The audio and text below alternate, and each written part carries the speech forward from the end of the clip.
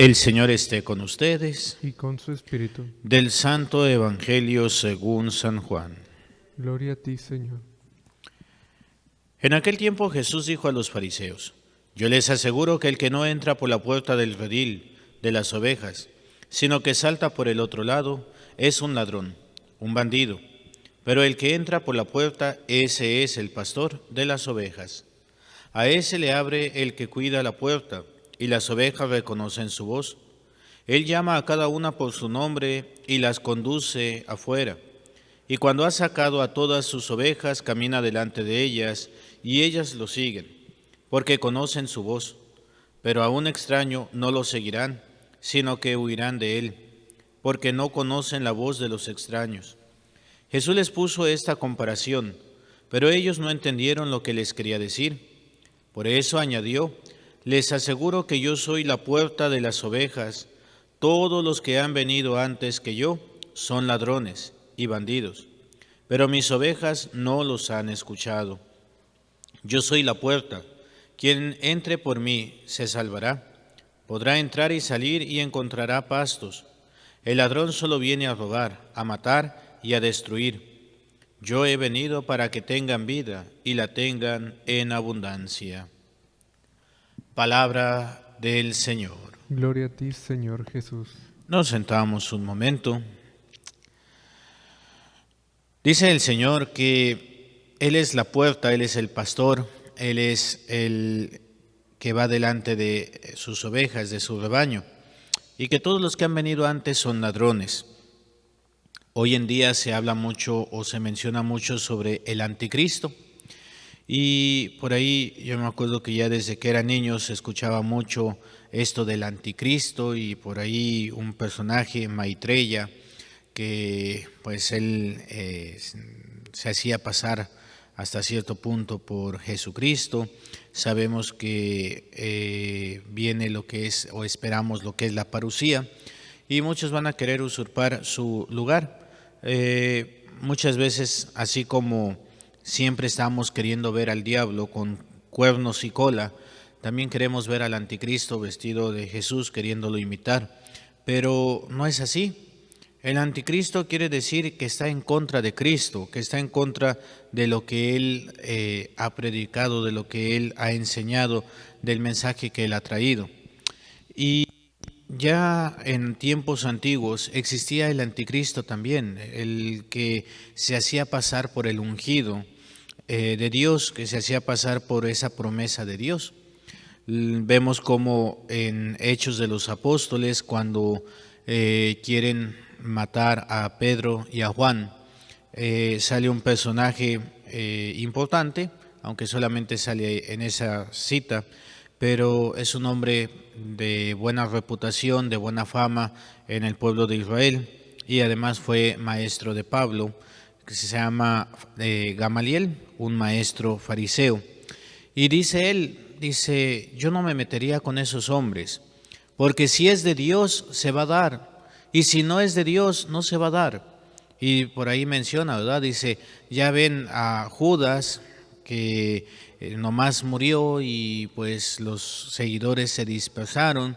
Está el tal Jesús, que también se decía ser el Mesías, el profeta, pero murió y este movimiento se acabó. Obviamente no estamos hablando de Jesús de Nazaret, sino de otro Jesús, que el nombre de Jesús pues era muy común en Israel, ¿verdad? Es como aquí en México o en Latinoamérica el nombre de María, el nombre de José, aunque ahora ya se están poniendo más nombres gringos, ¿verdad? Pero en fin, viene entonces estos hombres que se quisieron poner en el lugar del Salvador y que van a desviar a la gente. Hoy en día también hay muchos anticristos, y no solamente dentro de la iglesia, sino fuera de ella también. Todos aquellos que están en contra del amor, en contra de el seguir al Señor, todos aquellos que meten la confusión.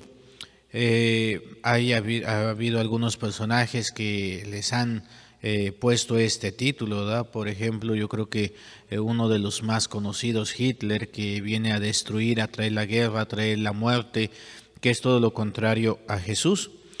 Entonces Jesús nos viene eh, a prevenir. ¿Cuántos se van a querer hacer pasar por el pastor y sin embargo no lo son? El día de ayer también teníamos esta lectura en torno al buen pastor y decía, ¿verdad? El buen pastor da la vida por sus ovejas. El que no es el pastor, el que es el asalariado, él no va por las ovejas, no ama a las ovejas, no quiere a las ovejas. Él está por el dinero. ¿Cuánto voy a ganar? ¿Cuánto voy a sacar? Y muchas veces se utiliza la ley del menor esfuerzo, lo menos que yo pueda hacer y lo más que yo pueda ganar. Un asalariado no va a estar al pendiente de las ovejas, pues si se pierde una no es mía de todos modos, ¿verdad? ¿Para qué me canso, verdad? Me viene a la mente este cantito, ya muy viejito dentro de la iglesia, de las 100 ovejas, yo creo que todo el mundo lo hemos escuchado, ¿verdad? Eran 100 ovejas que había en el rebaño, eran 100 ovejas que el pastor cuidó, pero una tarde al contarlas todas, le faltaba una, y triste lloró. Las 99 dejó en el aprisco y por las montañas a buscarla fue. La encontró gimiendo, temblando de frío, curó sus heridas, la tomó en sus brazos y al redil volvió.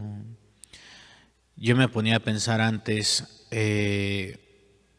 decía yo, en la ignorancia o en la lógica humana que utilizamos más que la lógica de Dios. Qué sonso este hombre, o qué equivocado estaba este hombre, este pastor, porque deja las 99 para ir por una.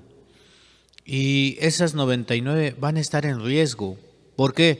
Porque no está el pastor para ir a buscar a una que es desobediente, que no sigue las reglas, que se separa. Pero ese es un pensamiento desde una parte, podemos decirlo, sí, una lógica humana, pues es más el 99 que el 1, pero recordemos que dice el Señor, yo no juzgo igual que los hombres, yo juzgo más allá el corazón. Y para Dios es tan importante esa oveja que se separó.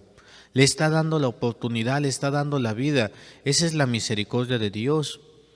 No corren en peligro las 99 porque están juntitas. Porque por ahí decimos una frase, ¿verdad? La unión hace la fuerza. Están unidas. Están protegidas las unas a las otras, pero aquella no, aquella va a morir porque se va a encontrar al enemigo, va a morir porque no va a encontrar el camino, va a morir porque va a encontrar un lugar áspero. Dice el cantito, la encontró gimiendo, temblando de frío. ¿Dónde se había metido? Yo me la imagino herida, rasguñada, ha de haber metido entre los abrojos, por ejemplo, entre los espinos. Y ahí está el pastor, con toda caridad, cuidándola, protegiéndola, tratándola. La sube en sus hombros para llevarla de nuevamente al redil. Esa es la misericordia de Dios. Uno como asalariado, uno como en esta lógica humana, no cabe la idea. No vas a desperdiciar 99 por una que te falta. Pero no son los planes de Dios. No son los planes que Dios tiene para cada uno de nosotros. Dios nos ve a todos con esa importancia. A todos nos ve con la misma dignidad. Y por eso todos merecemos ese tiempo, todos merecemos esa misericordia, todos merecemos esa caridad. Lo vemos en el libro de los Hechos de los Apóstoles que hemos escuchado el día de hoy. Pedro, que va a tener ese acercamiento con los paganos. Recordemos que para muchos el cristianismo empezó como una manera diferente de ver el judaísmo, una manera de interpretar el judaísmo, pero poco a poco se va uno dando cuenta que no es así, y es como empieza a surgir o a darse realce a al cristianismo. Y la mayoría de quienes formaban parte eran los judíos convertidos, que a estos se les va a llamar los judeocristianos. Y estos judeocristianos todavía siguen de alguna manera esta ley de Moisés. Hay que circuncidarse, no hay que comer de los animales prohibidos o impuros, hay que mantener ciertas cosas. Y entonces viene el choque cultural o choque religioso de alguna manera cuando van viendo que los paganos, los que no son judíos, también reciben esta invitación de Dios. Pedro va a tener estas pinceladas de acercamiento con los paganos, aunque ya en Hechos de los Apóstoles nos ha mencionado estas conversiones, por ejemplo, el etíope, ¿verdad?, que Felipe lo bautizó, etcétera. Pero es una vez que llega Pablo y que Pablo va a ser el pilar de la predicación y de la conversión de los paganos, donde la comunidad se empieza a dar cuenta que esto también, este mensaje, esta misericordia es para los paganos, para aquellos que no conocían la ley, pero que Dios ha tocado su corazón. A Pedro le van a reclamar por haber comido comida impura. Y les va a decir Pedro, ¿verdad? Miren, yo tuve esta visión. Y estas palabras del Señor, ¿por qué llamas impuro lo que yo ya purifiqué? Va a faltar un poco de tiempo más adelante, ya cuando San Pablo y Bernabé están predicando, y hay este ataque de los judíos, de los judeocristianos, hacia los paganocristianos, sobre la ley de Moisés. Y va a subir Pablo a Jerusalén y va a llevar la carta que van a firmar todos, la comunidad, y les va a decir, ¿verdad? A ver, no se les puede exigir que cumplan la ley de Moisés. ¿Por qué? Porque la ley de Moisés está superada en la nueva alianza que es Cristo. No tienen que circuncidarse, porque ya no se están abocando a la ley de Moisés, sino a la ley de Dios, a la ley que Cristo nos deja. Los sacramentos, los mandamientos, sí, se tienen que cumplir, pero ya no todas estas leyes que cumple el judaísmo. Y entonces es cuando en ese primer concilio de la historia, el concilio de Jerusalén, se dice, ¿verdad?, los paganos son bienvenidos. Y Dios, como decía Pedro hoy, ¿verdad?, si Dios envió su Espíritu Santo, si Dios los llenó de su Espíritu, de su amor, ¿quiénes somos nosotros para decirles que no? Entonces son aceptados.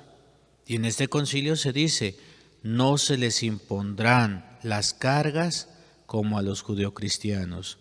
Baste con que eviten comer carnes inmoladas a los ídolos y que vivan de acuerdo a la voluntad de Dios, a los mandamientos. Es un gran paso en su momento. ¿Por qué? Porque nos damos cuenta de que esa misericordia es para todos, de que Jesús viene a rescatar a esas ovejas perdidas. Por eso vamos a tener diferentes textos. Hay más alegría en el cielo por un pecador que se convierte que por 99 justos que no necesitan convertirse. ¿Por qué? Porque ellos ya son parte del reino. Pero el otro estaba perdido y lo hemos rescatado. Como en el hijo pródigo. Hijo, se convenía que hiciéramos fiesta porque tu hermano estaba perdido y lo hemos encontrado, estaba muerto y ha vuelto a la vida. Claro, pues se necesita festejar. Y más aquí en México, ¿verdad? Que cualquier pretexto y hacemos pachanga. Pues claro, se necesita festejar también esa misericordia de Dios, esa elección que Dios ha tenido por cada uno de nosotros. Ahora lo que nos corresponde a nosotros es también ser misericordiosos como Dios, como Él ha sido para cada uno de nosotros. Ay, no, pero es que yo no puedo perdonarle, que lo perdone Dios. Pues sí, Dios lo va a perdonar, pero tú también tendrías que perdonar. Es que yo no puedo. ¿Y cómo Dios sí puede? Es que me ofendió muy fuerte. ¿Y cuántas veces no hemos ofendido nosotros a Dios de la misma manera? Simplemente, ¿verdad? Por ahí, este es chiste, así nos lo contaban. Llega el Señor, ya mayor, que va con el Padrecito: Padre, me quiero confesar. Ave María Purísima, sin pecado concebida. ¿Qué pecados? Pues los mismos, Padre, los de siempre, con la de siempre. Y le dice el Padre: bueno, pues lo mismo de siempre, ándale, ahí va. No, esa absolución no es válida. Esa confesión no es válida. ¿Por qué? Porque no hay esa lucha para dejar atrás el pecado. Tan acostumbrado está a pecar y los mismos pecados que ya ni siquiera los dice. Padre, ya se lo sabe, lo mismo. Caray, ¿y dónde está tu esfuerzo? ¿Dónde está tu búsqueda de la conversión? ¿Hemos caído en los mismos pecados? Yo creo que sí, la mayoría hemos caído en lo mismo. Y yo por ahí digo que cada uno de nosotros tenemos un pecado muleta. Es decir, siempre está ahí ese pecado, es con el que más batallamos. Es el pecado muletilla, ¿verdad? Porque cuando uno está hablando, cuando uno habla en público, pues está la muletilla, que es la que te ayuda a fortalecer o te da tiempo, ¿verdad? Por ejemplo, ¿quién está? Pues esto, el es la muletilla. O hay quienes hablan, fíjate que esto, ¿verdad? Y es que así, ¿verdad? Y el verdad, el verdad es la muletilla.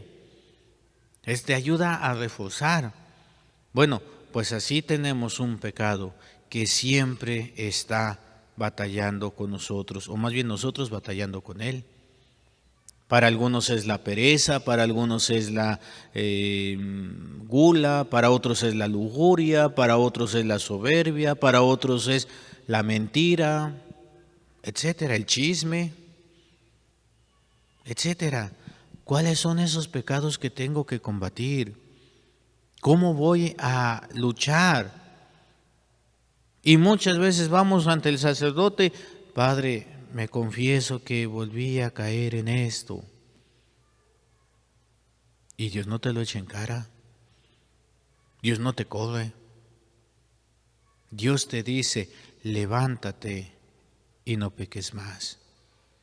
Busca el fortalecerte. Como cuando va Jesús a la orilla del mar, están pescando porque Pedro ya no sabe qué hacer. Y Jesús va a tener un diálogo con Pedro muy bonito. Simón, hijo de Juan. No le dice Pedro, le dice Simón, Simón, hijo de Juan. ¿Me amas más que estos? ¿Por qué no le dijo Pedro? Porque Pedro volvió al pasado. No se sintió digno por la traición que hizo, la negación.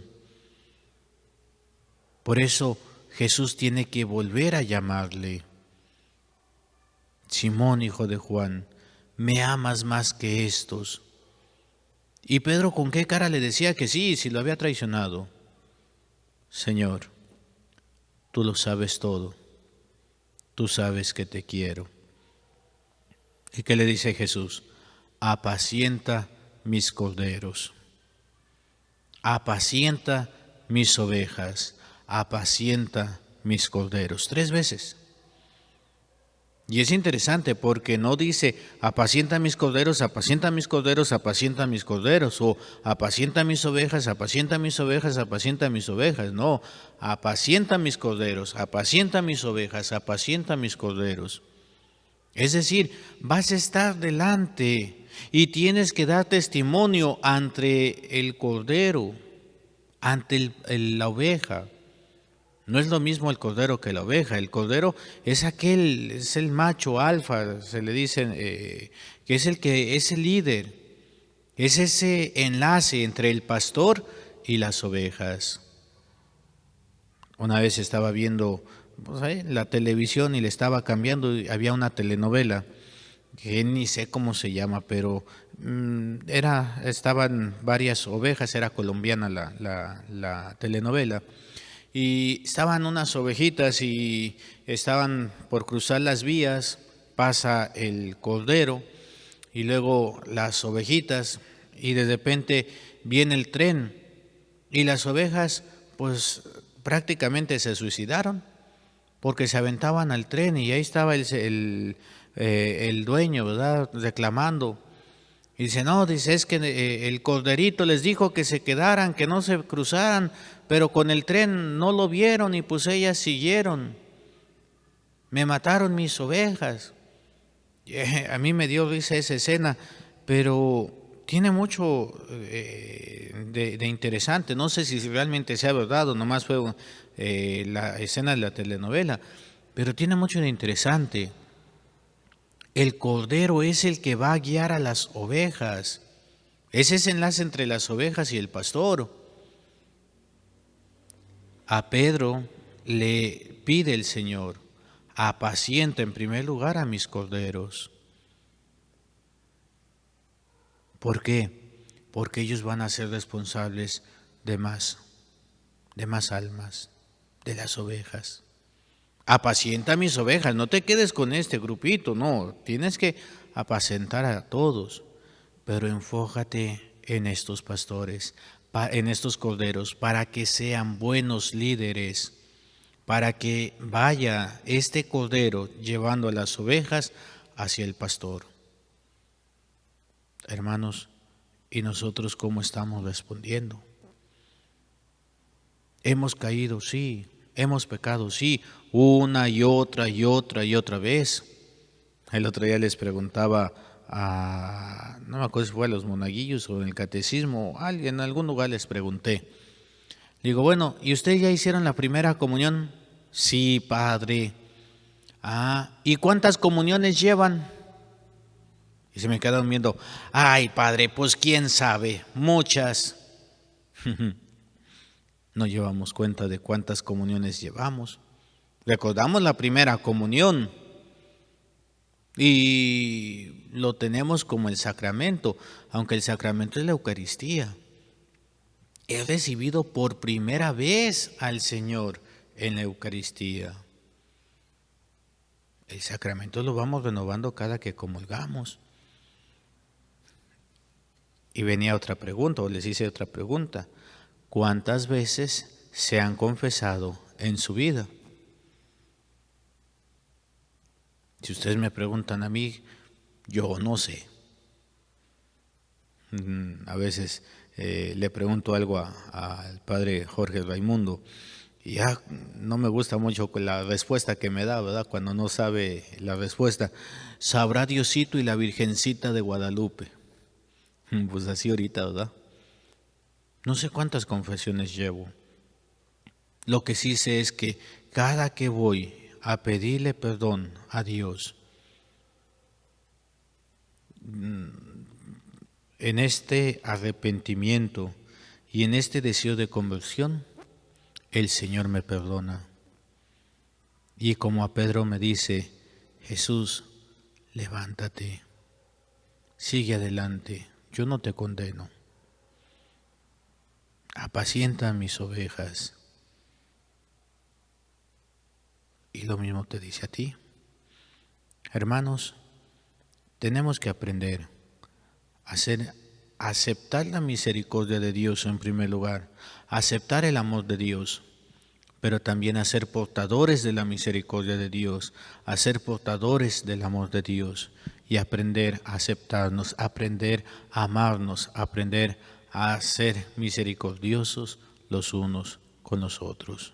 En el nombre del Padre, y del Hijo, y del Espíritu Santo. Amén.